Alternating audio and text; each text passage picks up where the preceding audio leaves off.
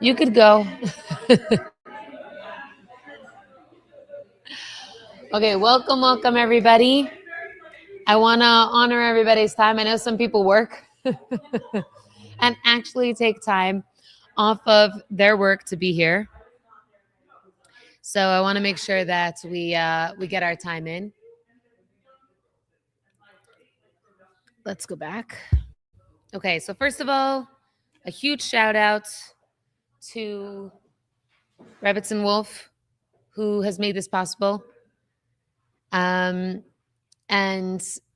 we have a siyum today, and we have delicious cinnamon buns that were made by our Rebbitzin Postomsky. And we're so grateful. Thank you. So we have a little bit of like a celebratory air here because it's been, how long has it been? 2 years, maybe longer. It's been 3 years. I think Adar is the third. I think it's the third year it's the fourth. It could be the fourth year it's Yeah, but is it the third or the fourth? So we started this class 3 or 4 years ago, and it's taken us a very long time. We've been very thoroughly going through the Tanya outside of the Sefer. And like it happens with all of Torah, as soon as you finish one segment of Torah, you begin again. So the commitment to Tanya has not wavered. We are starting with Perek Aleph next week. Actually, we'll start with a brief introduction, and hopefully we'll start Perek Aleph. But we're starting from the beginning. I'd actually love to hear if anyone wants a little bit of inside. If not, we'll continue outside. I'm happy with either. But we are inviting a lot more people to join us. We're starting again. This is a huge, exciting endeavor. And maybe we'll take us a little shorter this time.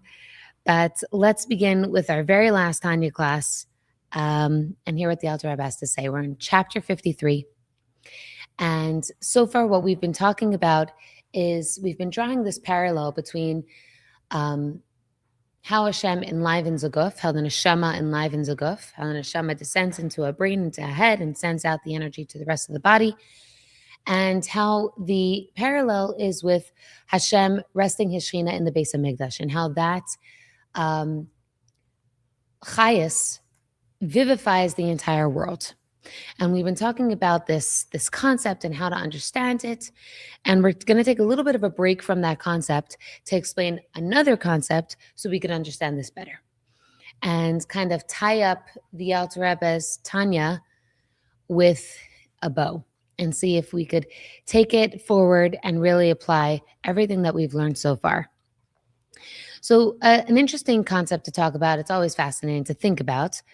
Some people enjoy it, some people less so, is the concept of Gilgulim.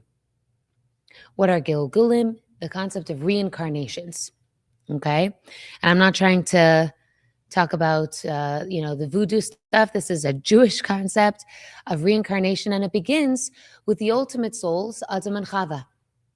Adam and Chava had the very first souls, and within them were all the other souls. And those other souls, those 600,000 branches of souls that branch out into millions and millions of other souls, never actually had to be born if Adam and Chava had fulfilled their tafkid in Gan Eden and held out until Shabbos, right? Those last few hours, if they had just not touched and sinned, then they might have been able to fulfill the purpose of creation and nothing else would have happened.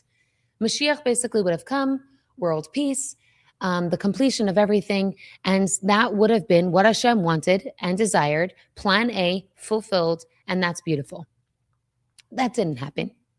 And so what occurred then was this source neshama, Adam's and Chava's, needed to split off into many other kinds of neshamas.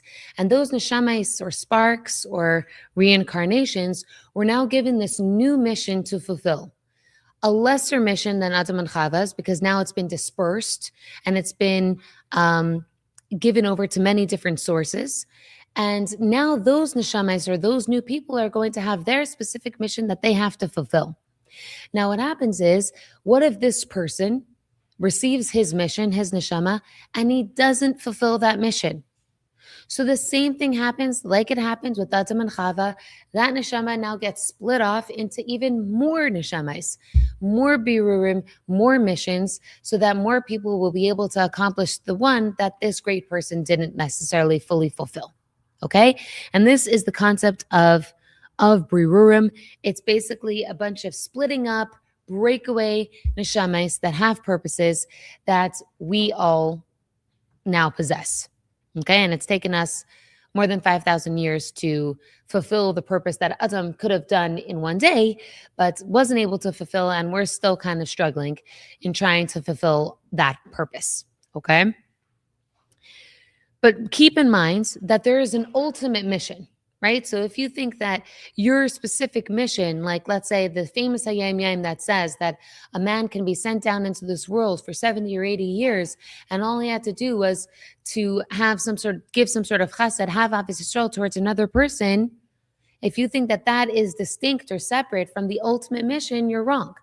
That's one tiny aspect that's been separated and basically distributed to the extent that now this neshama has just this one tiny little mission. But that one tiny little mission is inextricably intertwined with the ultimate mission, which was Adam's. Okay? Why is that important? It's like a very interesting concept to think about, because do you want to succeed or do you want to fail? On the one hand, if you succeed, you fulfilled your tafkid, but now that mission has been completed and there isn't going to be any more neshames after your neshama.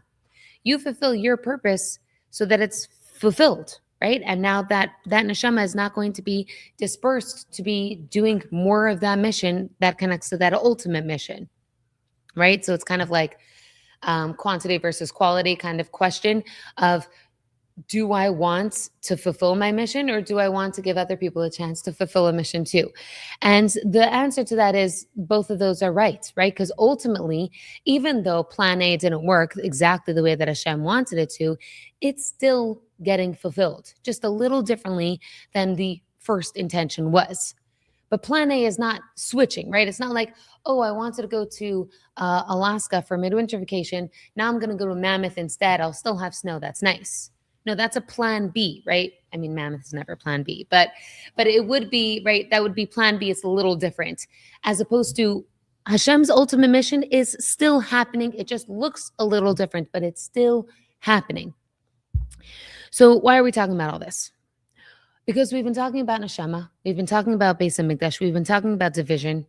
We're talking about how the Shekhinah was resting in the Beis Hamikdash, but now what? Right? What happens when the Beis Hamikdash is no longer here? When the Beis Hamikdash got destroyed? So then what happens to the ultimate purpose of the world? Did everything change? Is it now plan B? How are we supposed to look at this mystically speaking? How are we supposed to look at the world and how it functions? We know the way our mind works. The neshama settles in the brain, distributes power throughout the body. All of those different functions that the body is able to do come ultimately from the brain, ultimately from the neshama. Like, this all makes sense. But if the head has been severed and there is no brain and there's no longer a head, so how's the body functioning? What is the purpose of the body any longer? That's kind of what it feels like, mystically speaking, with the Beis Hamikdash having been destroyed. So now what is the Alter Rebbe's question? And it says in Kabbalah, when we talk about Beis Hamikdash and we talk about Eretz Yisrael, something that's important to clarify is that Eretz Yisrael's experience is one where bitachon is easier to live with. Why? Because revelation, and remember, that's kind of been the theme of what we've been talking about for the last few weeks, how to achieve revelation, because that's the whole purpose of creation.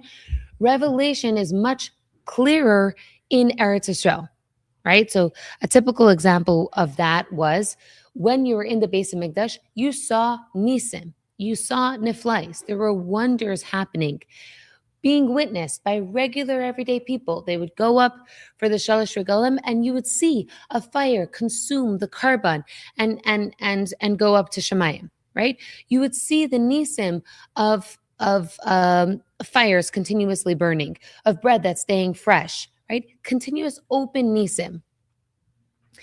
And their lifestyle when the Beis Hamikdash was there was also very clearly determined by how much bitachon they had. When I say how much bitachon they had, I don't mean just like trusting Hashem when you're in a challenging situation, but when you're making your everyday decision making, if it's based on Hashem's reality or my reality, right? So keeping halacha, your everyday choices, are those with God in mind or are they with non-God in mind, right? So that was a very clear experience. I teach a Navi class, right? In the Navi class, well, now this was actually before the Beis Hamikdash, was during the times of the Mishkan, but it was so clear. If Bnei Yisrael were serving Hashem, things were good. No enemies invaded the land. Bnei Yisrael started serving Avodah Zarah, someone attacks the land. It was absolute clarity. Even so, it was hard for them to understand. But in retrospect, right, hindsight is 2020. We could look back and say it was so much clearer for them than it is for in Chutz La'aretz, and even more so in Galus, right? And we gave that example. I don't know if you remember, a long, long time ago. It says in the Gemara, if a person gave a tithe, then they were worthy of the money that they were actually bringing in.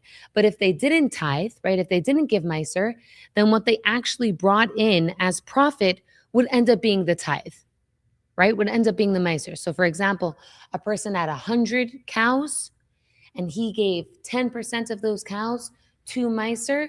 So beautiful. So then the next year he continued getting 1,000 cows or more. But if he decided, you know what, it's too much to give 10 cows away for Meiser, I don't think I can make that happen this year. I'm just going to give 8. So then he only made in profit 800 cows. It was in direct correlation to his bitachon and how he served Hashem. It was very clear, right? The whole question of like, why do good things happen to good people and bad things happen to bad people was much less a question during the times of the Beis Hamikdash, because there was so much more clarity of if I do what I'm supposed to do.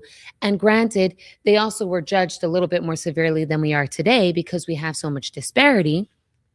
But there was the idea that if I do what I'm supposed to be fulfilling, my mission, keeping track of what I'm supposed to be doing, Hashem follows through and gives me good things. And the opposite is true as well. Okay? Another example of that would be, let's say, Shemitah. Shemitah is not a mitzvah that's given to Bnei Yisrael outside of Eretz Yisrael. Why? Because it entails a tremendous amount of bitachon to be able to follow the rules, the halachos of Shemitah. Right? And remember, Shemitah is not just not working during that Shemitah year. There's also like all those loans are considered nullified. Land goes back to the person who previously owned it. There's like a whole lot of other halachos that go along with Shemitah. Imagine someone saying, I need a loan, and it's like 2 days before the Shemitah year is going to begin. So that means that if I'm going to loan you this money, I'm not getting that money back unless you give it to me within the next 2 days.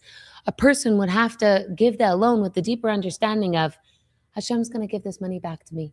I'm just going to lean on Hashem here.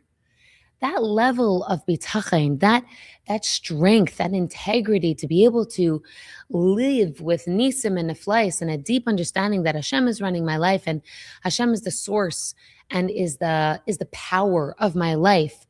That is not something that Hashem demands of someone living outside of Eretz Yisrael.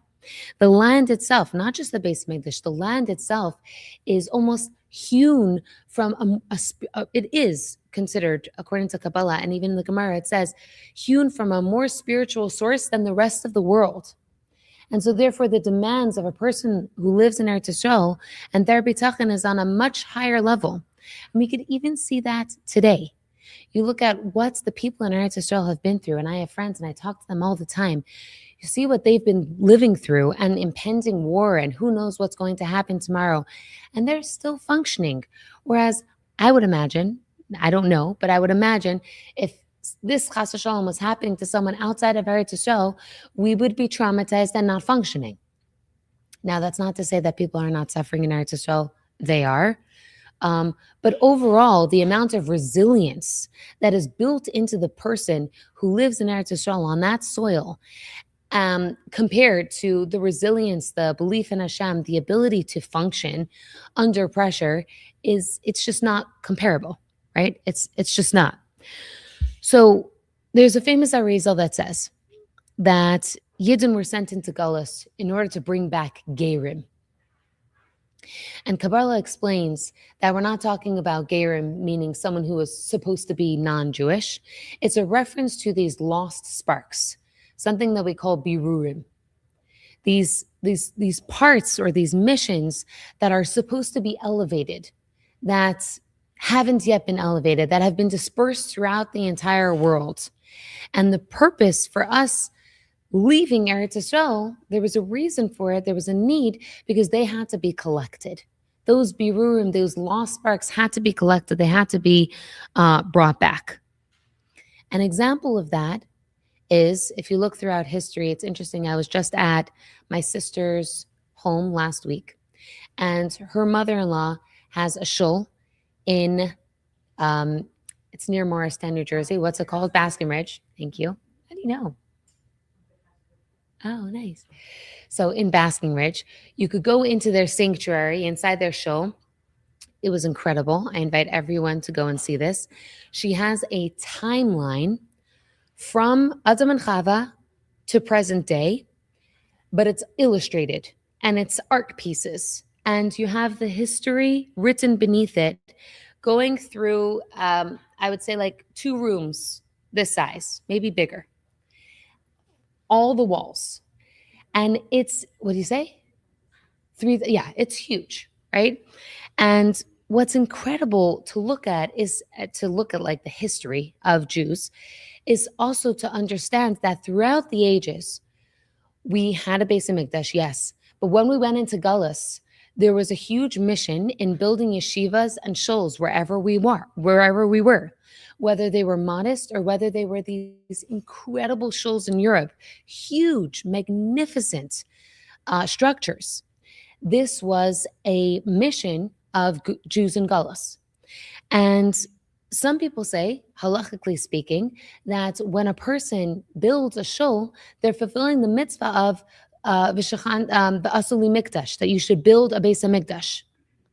And they're doing that by building a miniature Beis HaMikdash, a shul, a sanctuary. It's literally why it's called a sanctuary.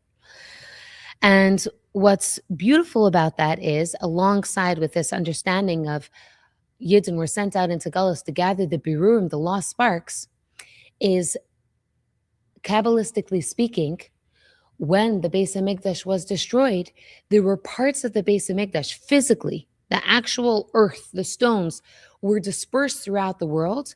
And whenever a person builds a shul, they are basically really discovering a part of the Beis HaMikdash and rebuilding that Beis HaMikdash. So it's not like when you build a shul, oh, that's very beautiful, you decided to make these walls into a shul. It's actually, you are discovering a lost shul, a part of the Beis HaMikdash that now you are retrieving, right? Beautiful, beautiful concept. And there are many sichos talking about the times of Mashiach, that when Mashiach does come, every single shul and yeshiva, and even if you made your home into be a makom kadesh, like a mini Beis HaMikdash, those physical homes with the earth beneath it will rise and fly to Eretz Yisrael and attach itself to the Beis HaMikdash, because they really belong ultimately to the Beis HaMikdash. Now, what's interesting to note is that before Gullus, there was still this, right? Remember the plan, the ultimate plan, the Adam and Chava plan, was to bring all these birurim and rectify the mistake and bring these lost sparks back home. When the Beis HaMikdash was alive, was extant, so there was a light shining out of the Beis HaMikdash. There was a spiritual light, and it was almost like moths drawing towards that light, these big sparks that needed to be attracted and brought back to a state of spiritual wholeness that came on their own. And one of the famous examples is the Queen of Sheba. During the times of Shlomo Melech, it says, Kabbalistically speaking, Shlomo didn't go and search her out and get her and bring her back as a wife. She came on her own volition to Eretz Yisrael, to Shlomo Melech, to marry him, to become a Gieris. And that's, like, Kabbalistically speaking, an example of these big birurim that came on their own. They just came like moths attracted to the lights. We have to come. They were drawn to Eretz Yisrael, to the Beis Hamikdash, to that lifestyle, and transformed themselves. Okay?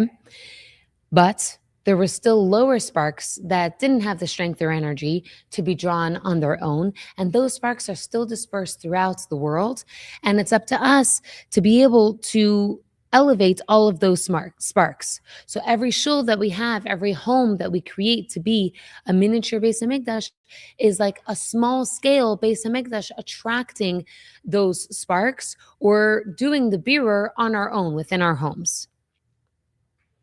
Interestingly enough, in the 1880s, the Rebbe Rashab said that the avodah of birurim, this mission that we have to elevate the sparks, is no longer a mission that is revealed to us. We don't have that mission any longer. We don't have knowledge of that mission any longer, which means that if something comes your way, some sort of mitzvah, some sort of opening, an opportunity, you need to take that mitzvah, because we don't really know what your specific birur is. It used to be that a tzaddik had such a refined neshama and had an understanding of the Avodas Birurim that he would know what his mission was. And he was able to tell you what your mission was. So people would come to a Kabbalist, to a tzaddik, and they would say, what do you think I should do? What mitzvah should I focus on? What do you think my specific avodah should be? And the tzaddik would tell you, you should focus on tefillah. You should focus on humility. You should be a melamed, right? Even in the times of the Baal Shem Tov, the Baal Shem Tov said, you should be a wagon driver. And ultimately, this man was a wagon driver for 20 years. And finally, he brings this one man who was lost to Catholicism and brings him back. So it used to be that way. But then in the 1880s, at a certain point, the Rebbe Rashab said, we don't have the ability to do it any longer. Was it because the Rebbe Rashab was no longer as great of a tzaddik as the Baal Shem Tov? No. The point is that the birurim have become so subtle, so tiny, that so minute, really. The minutia of the dispersion of all of our missions has become so intangible that it's no longer specifically your specific mission that could even be pinpointed. Now everyone just has to fulfill as much as they can to uncover these tiny little subtle sparks that we can't even really fully see. So the idea here, and that's why I'm quoting Rabbi Paltiel, bringing this example of the concept of birurim when it comes to Gilgulim, because it helps us understand a little bit better what we're supposed to be doing here. When we say that the Beis Hamikdash was destroyed, we're not saying that, Hashem Yishmar, the head was chopped off and now the body is just flailing. What we're saying is that the head was dispersed, right? The Shekhinah was dispersed throughout the world, which means that when the Shekhinah was sitting in Sheichen, right? It was resting in the Beis Hamikdash. It was easy to fulfill the absolute purpose of creation. Now that the Shekhinah has been dispersed, it's up to each and every single one of us to travel the world to figure out where is it that the next birur needs to be elevated. Again, Plan A is still happening. It's just happening in a more messy version. Okay? What does Mashiach mean? What will it look like when this absolute state of perfection will happen? It means that everything will now be in order. It won't be messy any longer. Everything will be clear, and there will be ultimate revelation of Eibishter in this world. It will no longer be hidden. Like in the Gemara, it says that Eretz Yisrael will expand to cover the entire world, which means, I don't know if it actually means that tiny country will now, like America, will now become Eretz Yisrael. We're not talking about borders. We're talking about revelation of Hashem. We're talking that there won't be any more chutz la'aretz, that the mystical understanding of the source of Eretz Yisrael will expand to the entire world. The entire world will be just as spiritually nuanced and sensitive to Eibishter like it is in Eretz Yisrael. And all of Hashem will be manifest. Now, there's an interesting Rambam where the Rambam says that the middle way is the best way. And a lot of people will misquote that and use that to their advantage, right? We're not talking about someone saying, like, I need to be balanced. I need to have Torah and also need to have like my Avodah Zarah and my Lashon Hara. I need to have, a balance. That's not what the Rambam was trying to say. What the Rambam was trying to say was in refinement of your midas, if you're lacking in a certain midah, you might have to go to the other extreme so that you could slide to a center place of being fully balanced, right? That's the concept. That balance is the ultimate and is the truth that happens when you are seesawed to one side and you have to overcompensate to get to a place of being truly balanced, right? So a typical example would be, let's say someone who really struggles with something, let's say alcoholism, right? Someone who struggles with alcoholism should not walk into a liquor store. That's not the right place for them to be. They have to be overly stringent when it comes to associating themselves with any form of alcohol. And someone like that probably wouldn't make Kiddush on any sort of alcohol because they want to be careful. They want to distance themselves completely because they know that they have a weakness in this area, right? So there's an overcompensation, okay? We see this in, again, going back to my Nevi class, but we see this in Shimshon, right? Shimshon was a Nazir, and halachically, because he was a Nazir, when his parents wanted to walk through a vineyard, they told him, go around, take a more circuitous route, because you're not allowed to walk through a vineyard, just in case you might decide, oh, that grape looks delicious, and try a grape, right? So this is being overly stringent. You need to overcompensate in order to balance out where your weakness is, where your struggle is, where the challenge is. Why are we talking about this? Because what we're trying to achieve is a balance in the world, in bringing a revelation of the Eibishter in the world. That will be what Mashiach wants, what the times of Mashiach will look like. Now we're overcompensating.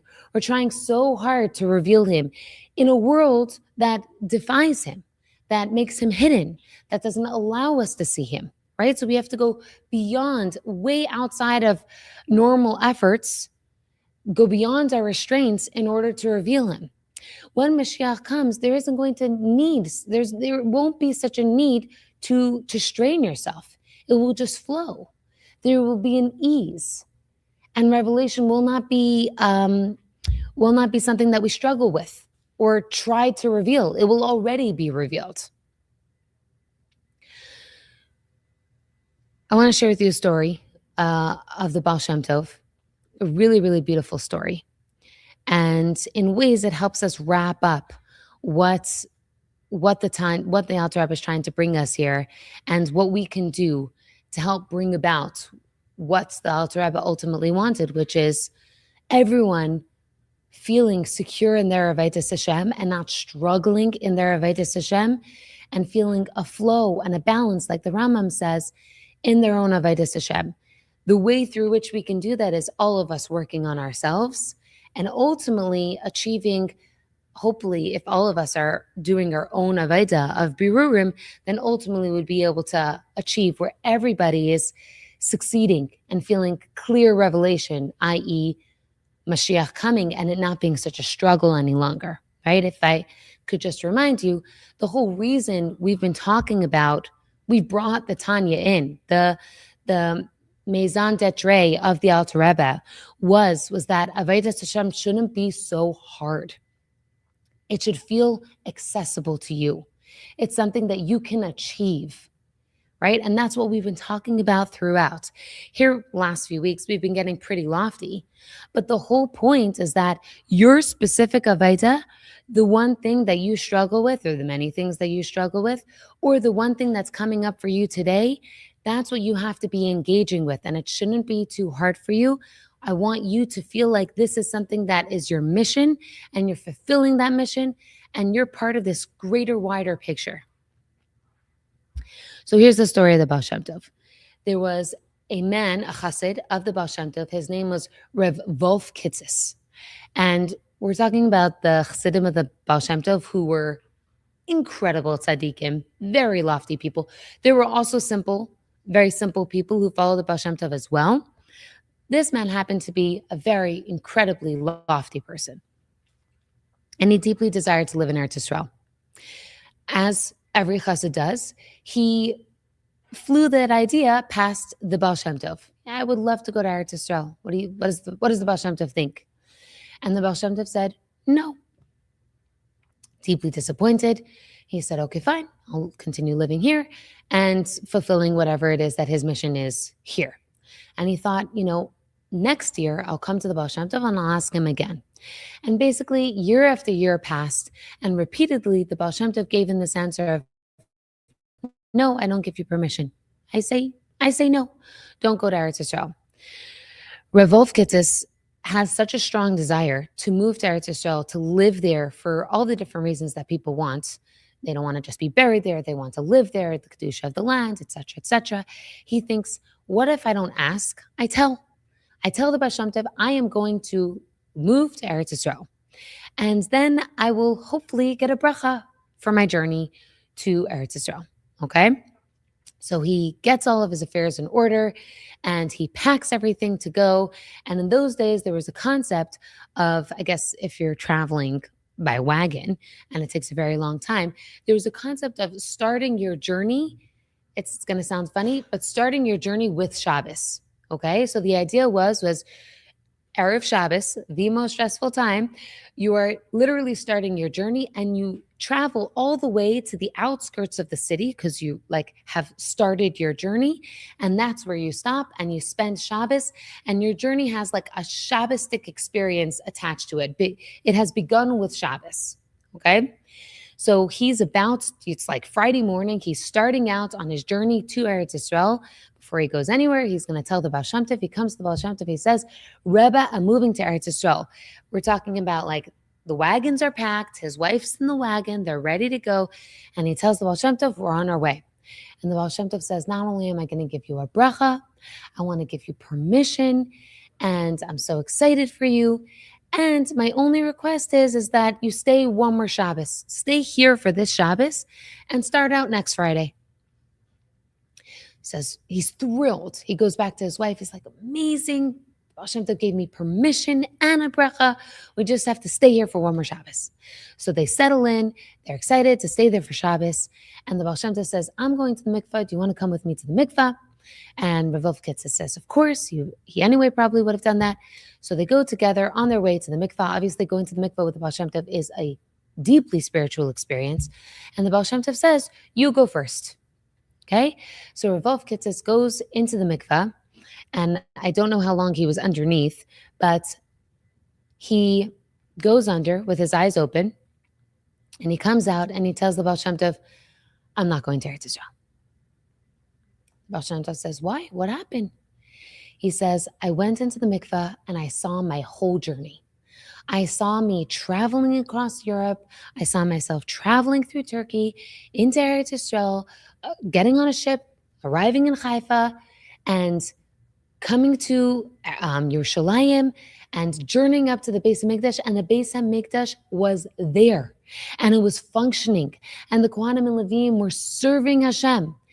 And I am so excited, and they welcome me in, and I'm just kissing the earth and singing Hashem's praises. I am on a high, and I come into the Beis HaMikdash, and then I know, I see that the Aron is not in the Beis HaMikdash.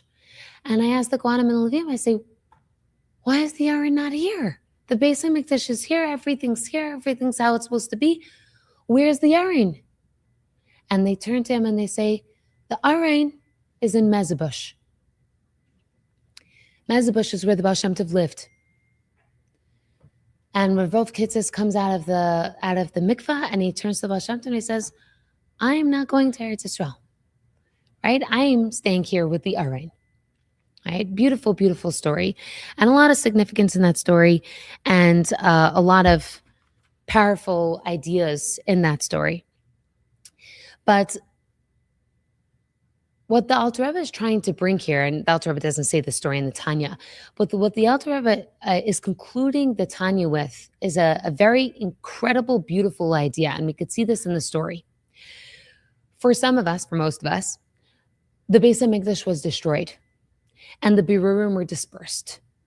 And we have our life's mission, and we live a life of a lot of disparity and struggle and challenge. And there are some of us who the Arain is with them at every given moment. The Beis HaMikdash was never destroyed. And there are people like that throughout the ages who are living with the experience, with the revelation of Shekhinah, as if the Beis HaMikdash is still functioning. People like Rabbi Shimon Bar Yochai, who didn't experience the Beis HaMikdash getting destroyed. He was experiencing revelation of Hashem Shekhinah. It wasn't his experience. His experience was full revelation. And there are people or places like that throughout history that are on such a level that they're living the revelation of Beis HaMikdash and Hashem. Those people, it's important for us to connect to. Those people, it's important for us to feel close to, so that we could experience a little bit of what they're living. And it's almost like when someone says, I haven't been to Eretz Yisrael in too long. I need to go back. I need to refresh myself. I've been living Chutz La'aretz for too long. Right? What are they doing? They're feeling like, I'm losing my spiritual sensitivity. I need to replenish. I need to fill my bucket, my spiritual bucket. I need to go back to Eretz Yisrael, just fill myself up, and then go back to my life's mission, which is somehow living in Chutz La'aretz and discovering what my birurim are Chutz La'aretz. But there are also people throughout the ages, throughout history, that are people who are Eretz Yisrael, who are the Arain, who are the Beis HaMikdash, who are living with Shekhinah. And if we could attach ourselves to those people, if we could learn from those people, or if we could share their perspective or hear what they have to say, the more we could fill up our spiritual bucket and realign ourselves with what our mission is. Plan A is still plan A. It's the same thing. It's what Hashem wanted. We have a purpose in this world. There are all those sparks out there. They've been spread out, and we're supposed to be discovering what they are. And they might be something that's easy for you to reach, like this specific child that you were supposed to have, or that specific neighbor that somehow you moved next door to them and you're supposed to be bringing them closer to Yiddishkeit. Or it could be you yourself as a person having a certain midah that you have struggled with, that all of your Gilgulim has struggled with, and you're going to be the person that is not going to give way to that challenge. And that could be your birur, but we don't know, right? So we just have to plow ahead with all the different challenges and everything that comes our way and try to do our best. But it's hard. The path is long. The Alter Rebbe began Tanya with saying the path is long. And we also have people throughout history there to support us, encourage us, and they're a wellspring that we could replenish our spiritual sustenance and kind of work that muscle so that we'll be able to have the energy to continue and to find that specific spark that we are supposed to uncover. I want to give us all a bracha, and I really truly believe that our generation is the generation that we're at the very end. We just have to do a few more little subtleties, like tiny little things, to be able to finish those last few missions that have not yet been fulfilled. We're standing on the shoulders of greatness. There's so many people who have stood before us, great tzaddikim, who have done all the hard work. They've done the heavy lifting. Now all we have to do is just do one more kindness, resist one little temptation, and all that will do is just fulfill that ultimate overcompensation so that we could slide to the middle and have that perfect balanced revelation of Eibishter in our lives. And the more that we could feel like we're driven towards doing what we're supposed to be doing and feel like Hashem is leading me, and I feel with clarity that Hashem is leading me on this direct path, the more that I could experience that within myself, the more that I could maybe also be an inspiration for some other person who's losing hope, who's not feeling so strong in their spiritual muscles. Maybe I could be the Baal Shem Tov for somebody else. I don't know if that's heretical to say, but maybe I could be someone who, like the Rebbe said, I know Aleph, I'll teach Aleph. And in that way, I could be in ways like that Beis HaMikdash, that revelation. It's nuanced, it's subtle, but in some way be that revelation for another person. And in that way, hopefully help another person on their path towards the specific birur that they're supposed to be doing. So the Alter Rebbe is so proud of everyone here who has been on this journey, who is committing themselves to constantly search and look and try, make one effort more towards their own Avaida and making this world a better place and experiencing revelation of Hashem in their everyday life.